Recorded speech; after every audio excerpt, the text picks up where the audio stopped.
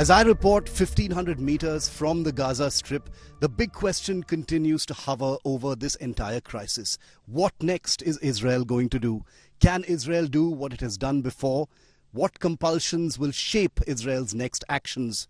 And as this continues, remember that the Hamas in parts of the Gaza Strip right behind me will be ready, will be more capable, will be better armed, and will perhaps have even recuperated.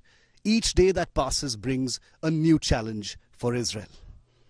1,500 meters from the Gaza Strip, as part of a very small group of journalists permitted access, as every other access point near Gaza has been shut off now.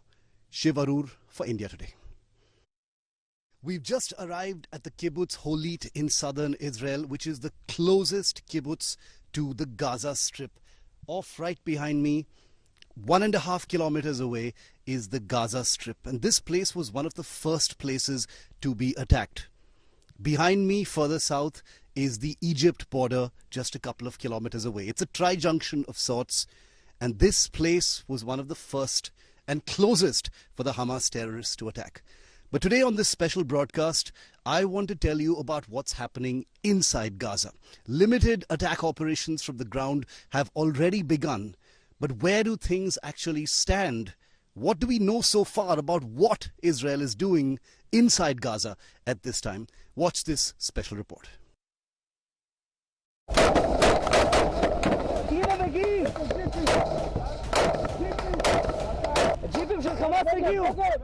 No end in sight to the Hamas-Israel war.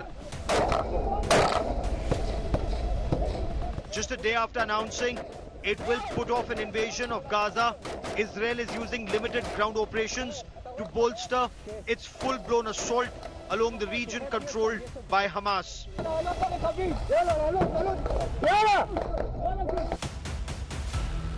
The IDF conducted raids in Gaza and struck dozens of terror targets of Hamas.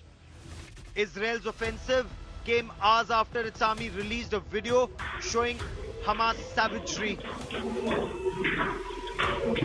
The video showed a Hamas rocket hitting a residential building as families tried escaping the massive barrage of rockets.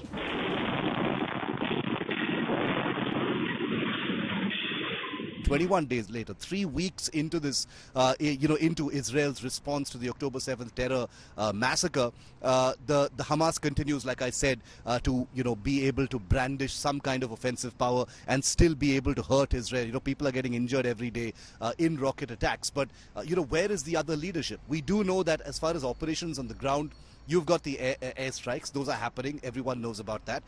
There are special forces, assassination squads, death squads of the Israel Defense Forces. The ground operation of the kind that most people have in their minds, a kind of blitzkrieg, armada of tanks rolling across the border into Gaza. It is unlikely that will happen soon or at all. Amidst escalating tensions, Israel's Prime Minister Benjamin Netanyahu sent out a strong warning to Hamas. We need to crush Hamas so that people will have the confidence to return. In the final stage, we can also build and expand and make this area very flourishing and safe. Benjamin Netanyahu's warning met with a counter warning, this time from Iran. The commander-in-chief of Iran's Islamic Revolutionary Guard Corps warned Tel Aviv that the Israeli army would be buried inside Gaza if it tried to invade the Palestinian territory. Israelis cannot do anything other than bombardment. If they move on the ground, they will be devoured. The dragon of Gaza will devour them. The dragon of Moses has been thrown on the floor over there. If they set foot, they will be buried there. There is no other way. They think they can compensate defeat by committing crimes.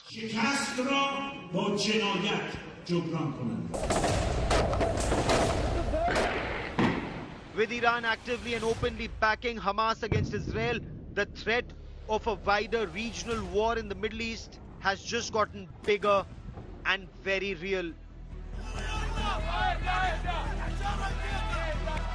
With Shiv Arur in Tel Aviv, Israel, Bureau Report.